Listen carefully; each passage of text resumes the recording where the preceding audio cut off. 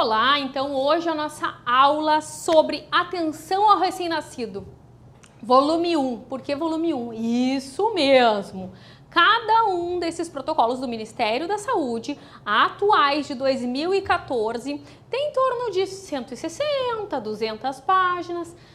Ultimamente vem vindo, então, a Banca FAURGS vem pedindo, então, muito importante pensando em questões. Volume 1, então, de atendimento ao recém-nascido. Vai nos falar do quê? Da atenção ao recém-nascido, tá? Então, nós vamos compilar o conteúdo aqui de uma forma objetiva, baseado em questões anteriores da Banca FAURGS ou naquilo que pode vir a nos cobrar. Isso aqui é um guia para os profissionais, então ele vai nos dar condutas, ele vai nos mostrar de que forma, o que é se atentar, o que tem que cuidar, cuidados de enfermagem, tá? Cuidados direcionado aos profissionais da saúde. Então, algumas coisas nós vamos fixar o conteúdo visando para o pessoal da enfermagem. O que seria assim, importante cobrar para o cargo de técnicos de enfermagem baseado nas questões anteriores. Então, volto a dizer, é um assunto de 2014, uma publicação de 2014, nova, quente, então vindo em questões já em 2017, cobrando assunto exatamente destes manuais. São 4 volumes, bem pequenos, 160, 200 páginas cada um, que nós vamos ver aí em 4 aulas sobre o assunto, tá? Atenção à saúde do recém-nascido, então vai nos falar critérios, tá? Esse aqui é o nosso volume 1, volume 1 de atendimento ao recém-nascido, tá? No início ele vai nos falar o quê? Critérios para o recém-nascido, identificar o recém-nascido, e não é qualquer recém-nascido, o recém-nascido de alto risco. O recém-nascido de alto risco, daí pensando em critérios, quando o conteúdo se apresenta desta forma, com certeza o conteúdo vira uma questão, tá? Então fica fácil identificar, quem estuda mais tempo para concurso, fica fácil identificar o que pode vir a virar uma questão de concurso ou não. Então já nos falando, seguintes critérios para se identificar um recém-nascido de alto risco. O RN com asfixia. Então, tem que gravar com uma asfixia grave ao nascer, sendo um apigar menor do que 7 no 5º minuto. Então, apigar menor que 7 no 5º minuto. Então, vejam a forma com que o conteúdo é distribuído, virando facilmente uma questão. Também um pré-termo com peso ao nascer menor que 2. Menor que 2 quilos, falando em peso, peso sempre muito importante para o recém-nascido. Também idade gestacional, menor que 35 semanas, importante também falando que o RN com uma idade gestacional baixa, ele tem mais probabilidade para infecção, né? Para perda de calor, certo? Então ele é mais imaturo, seu sistema imunológico é mais imaturo, ele sofre mais, ele está mais acometido de risco. Então aqui também nos falando que um dos critérios para identificar um RN de alto risco vai ser ele ter sofrido uma asfixia grave com apigar baixo no 5º minuto, menor do que 2 quilos, menor do que 30 semanas, isso aqui é de idade gestacional, tá? De idade gestacional, nos falando com outras doenças, e não são qualquer doença, são outras doenças graves, tá? Então, outras doenças graves. Nos falando os cuidados, então, na hora do nascimento, maior risco de necessidade de procedimentos de reanimação. Por que a gente faz uma avaliação de critério de alto risco? Por quê? Porque a gente começa a pensar em reanimação, necessidade de reanimação deste recém-nascido, nos falando que ela é maior, o nível de reanimação é maior, quanto menor idade gestacional.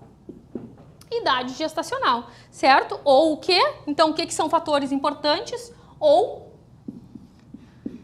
peso, tá? Idade gestacional ou peso sendo fatores muito importantes para o recém-nascido, sendo classificado como RN de alto risco. Nos falando do preparo para essa assistência, então, tem que estar preparado para uma urgência, para uma reanimação do RN. Nos falando, então, preparo para se atender o RN na sala do parto, vai incluir o quê? Necessariamente vai incluir a realização da anamnese, da mãe, também a disponibilidade do material para o atendimento de uma urgência, também nos falando da presença de uma equipe treinada em reanimação neonatal.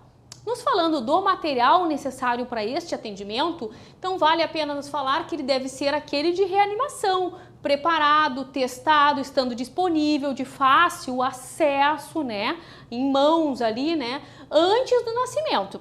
Esse material, então, é destinado para o quê? O que é importante do recém-nascido? Manter a temperatura. Então, a manutenção da temperatura. O que mais? A aspiração. Então, tem que estar tudo preparado para o material de aspiração. Também ventilação e também para administração de medicamentos, caso necessário.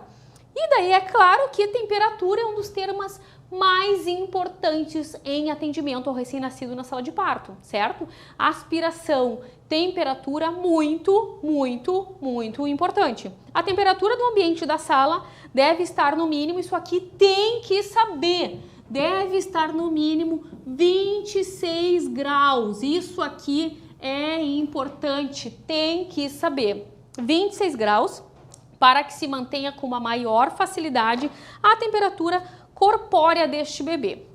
A avaliação de vitalidade ao nascer não tem vindo em questões, trago como um complemento então. Imediatamente após esse nascimento, a necessidade de uma reanimação vai depender de uma avaliação rápida de 4 situações. 4 situações referentes à vitalidade do concepto, sendo feitas as perguntas, né? Quais perguntas? Se era uma gestação a termo, porque nós queremos saber o quê? Idade gestacional, a ausência de mecônio, se está respirando ou chorando, sendo importante para o apigar, se tem um tônus muscular bom. Se a resposta for sim, então em todas essas perguntas vai se dizer que ele tem uma boa vitalidade ao nascer. A determinação de reanimação e a avaliação de sua eficácia vai depender da avaliação simultânea, isso aqui tem que saber. Determinação da necessidade de reanimação e a avaliação de sua eficácia. Então, necessidade de reanimação,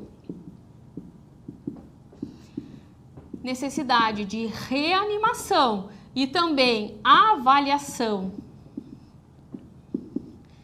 de eficácia vai nos falar em 2. Eficácia. Vai nos falar o quê? Vai nos falar em 2 sinais. Quais os sinais que eu vou avaliar para a necessidade de reanimação, sendo muito importante? Respiração. Respiração e frequência cardíaca. Tem que saber os 2 sinais, tá? Tem que saber os 2 sinais pensando em RN. O contato pela pele a pele imediatamente. O contato pele a pele imediatamente. Então é qual tempo, que momento? Imediatamente. Nada diferente disso. É imediatamente o contato pele a pele após o nascimento.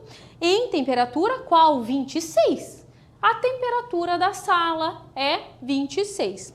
Então, o contato pele a pele após o nascimento em uma temperatura ambiente de 26 graus vai nos falar reduz o quê? Reduz a hipotermia. Então, esses 26 reduz uma coisa que é muito importante. Reduz a hipotermia. Em RNs a termo que nascem com uma respiração espontânea e que não necessitam de ventilação. Também desde que eles cobertos com campos pré-operatórios pré-aquecidos, iniciando nesse momento a amamentação.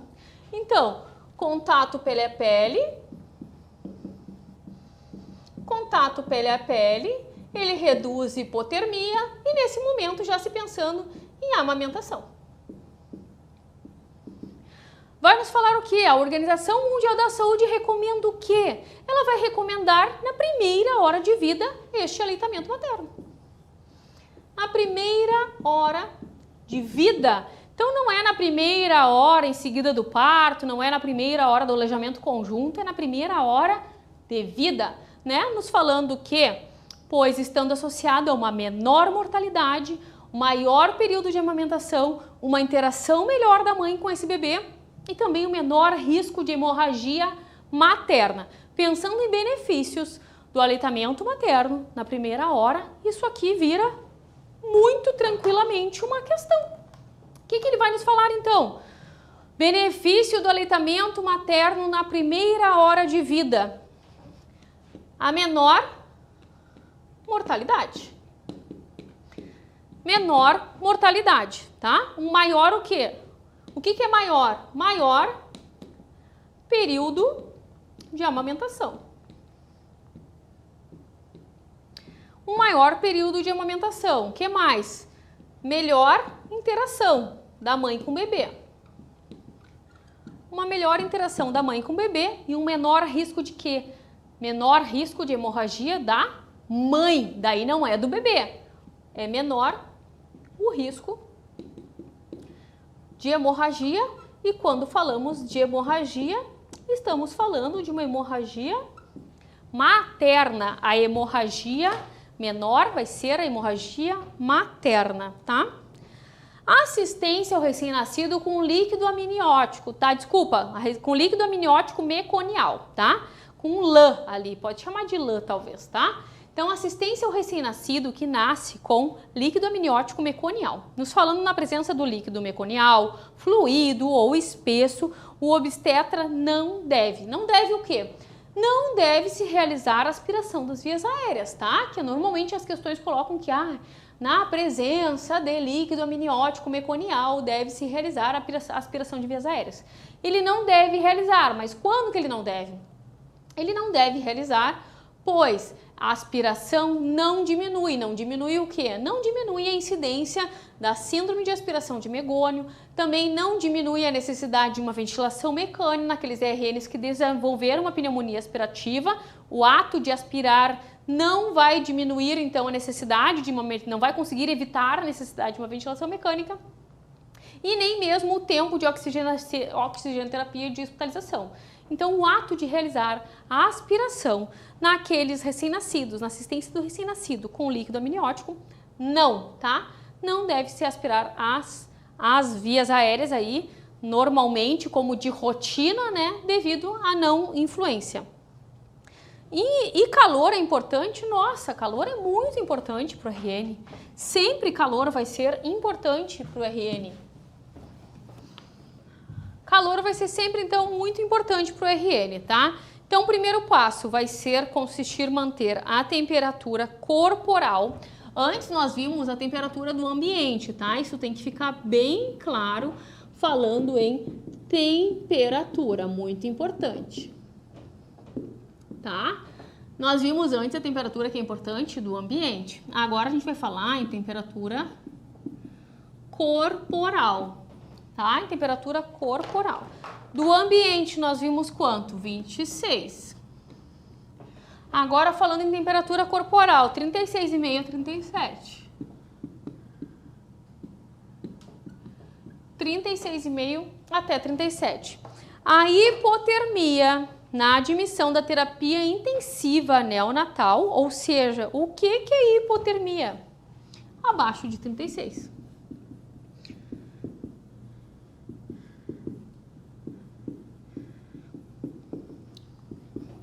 Aqui estamos falando de RN, tá?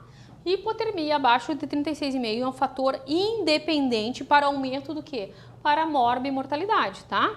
Para a mortalidade e para a morbidade. Nos falando a hipotermia vai agravar ou favorecer. Então, ela não somente agrava, ela agrava ou favorece o desequilíbrio ácido básico, o desconforto respiratório. Ela agrava ou favorece a enterocolite necrosante, hemorragia intraperiventricular em RN de muito baixo peso. Então, quem que sofre mais? Quem tem menor idade gestacional e aquele que tem muito baixo peso. Não estamos falando somente de baixo peso. Aquele que tem muito baixo peso acaba sofrendo mais. Prover calor vai diminuir o quê? Vai diminuir a perda de calor, sendo importante, então, de novo, né? Isso aqui não estou repetindo eu, é no guia, então por isso a importância. Diminuir a perda de calor é importante, então, pré-aquecer a sala de parto somente? Não, a sala de parto e a sala onde vai ser realizados os procedimentos de reanimação, mantendo a temperatura ambiente. E o que ele nos traz aqui? É o mínimo mínimo de 26, tá? Um mínimo de 26 graus. Após o clampeamento do cordão, o RN vai ser recepcionado em campos aquecidos e colocado sobre um calor radiante. O RN em idade gestacional menor que 29, o RN em idade gestacional menor que 29, ou ainda peso inferior a 1.500, idade gestacional menor que 29 ou peso inferior a 1,5 kg, recomenda-se o uso de saco plástico transparente.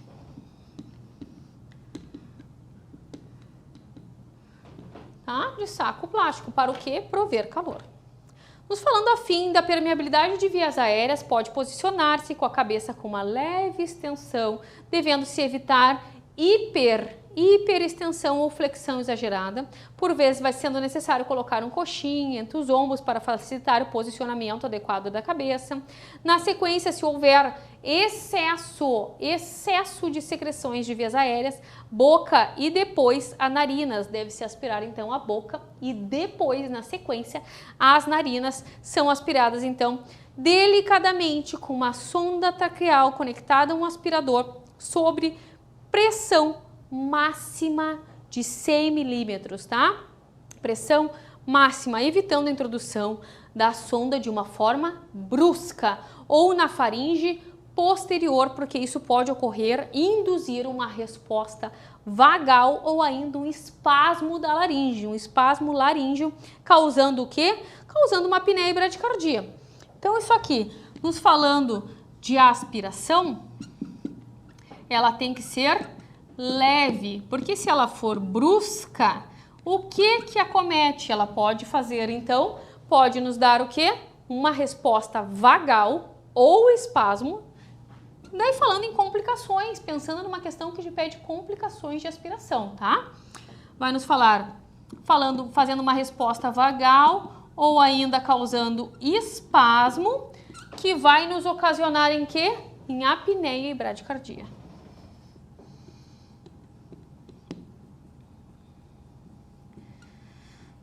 Em apneia e bradicardia, certo? Nos falando da aspiração, então, da hipofaringe, tá? Devendo ser evitada, pois pode causar atelectasia e trauma e ainda prejudicar o estabelecimento de uma respiração efetiva.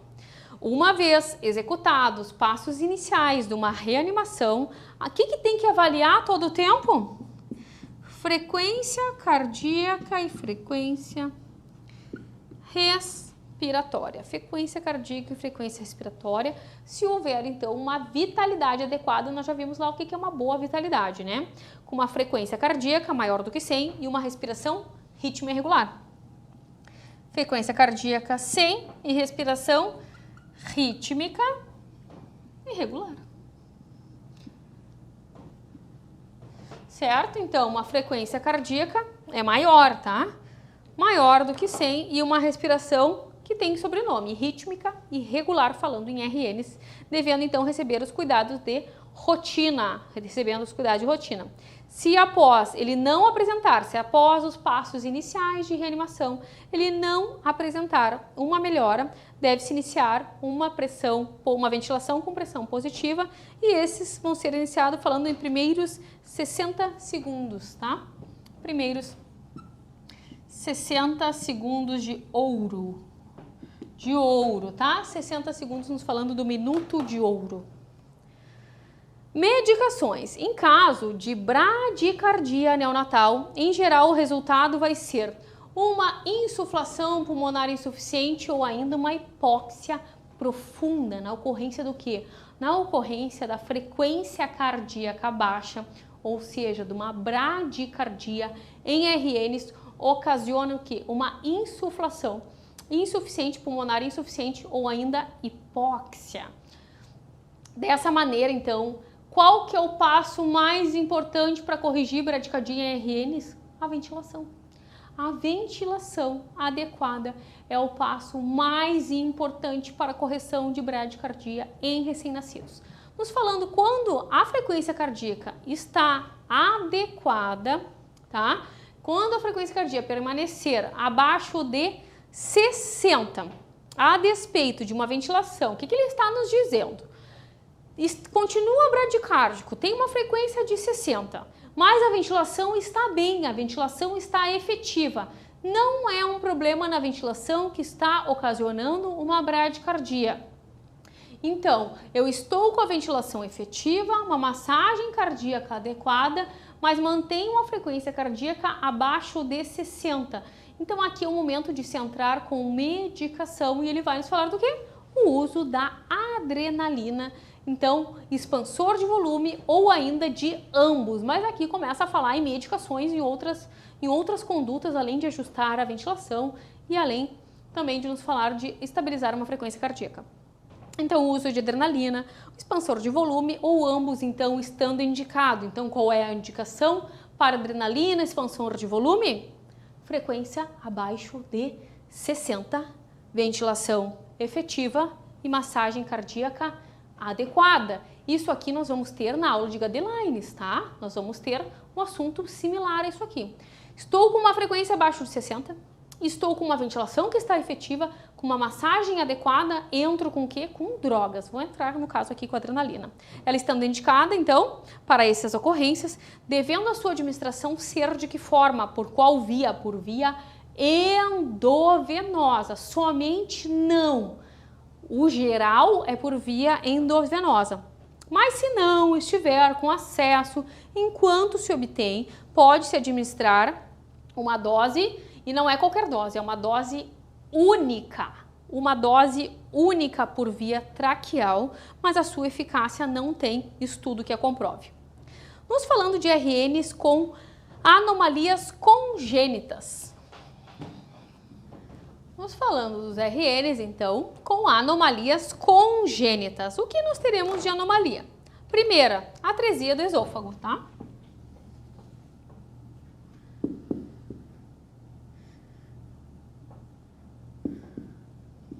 Atresia do esôfago. O que mais que nós vamos ter de anomalia?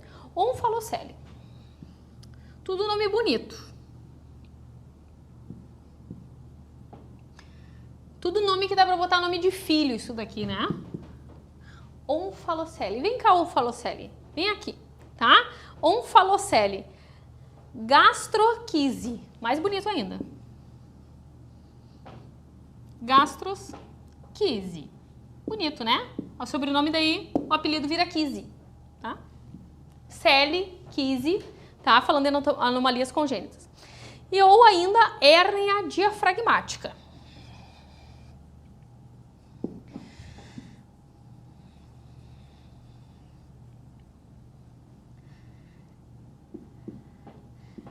Ou ainda nos falando em hérnia diafragmática. Então, da atresia do esôfago, insere-se uma sonda gástrica número 8 ou mais no coto conectada a um sistema de aspiração contínua para se evitar o quê? Aspiração pulmonar da saliva. Então, precisa do quê? Uma sondagem gástrica. Precisa de sondagem gástrica número 8 ou mais. O que mais que precisa? Conectada a um sistema em aspiração contínua. Em aspiração contínua. Para se evitar o quê? Para se evitar uma aspiração pulmonar.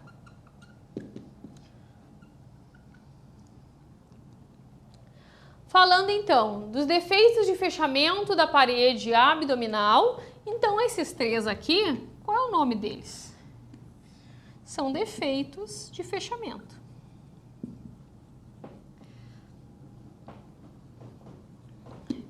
Defeitos de fechamento da parede abdominal. Vai nos falar que onfalocele, gastroquise e hérnia diafragmática recomenda-se então uma ventilação com balão ou cânula. Ventilação com balão ou cânula traqueal para evitar o quê? Para evitar distensão abdominal. Distensão para se evitar a distensão gástrica e das alças. Para se evitar a distensão gástrica e das alças, devendo se manter essa sonda aberta,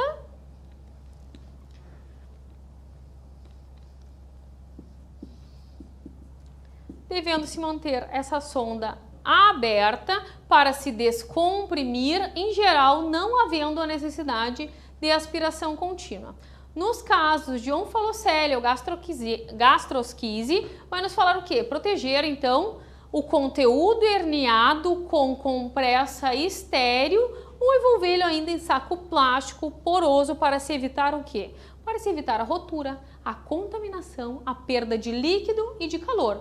Então, nos dois primeiros, ainda vai nos falar em proteger. Vai nos falar em proteger, então, com a compressa estéril. Estéril daí sendo importante, proteger com compressa externo e com plástico. Para evitar o quê? Para evitar algumas coisas. Para evitar a rotura, para evitar a contaminação, para evitar a perda. E daí, quando falamos em perda, nós iremos falar de perda de líquido e de calor. Perda de líquido e perda de calor, certo? Nos falando aqui de assistência ao RN com anomalias congênitas, um esquemão aí para ver o que precisa fixar sobre anomalias congênitas, certo? Vamos ver então os cuidados após estabilizar esse RN na sala, tá?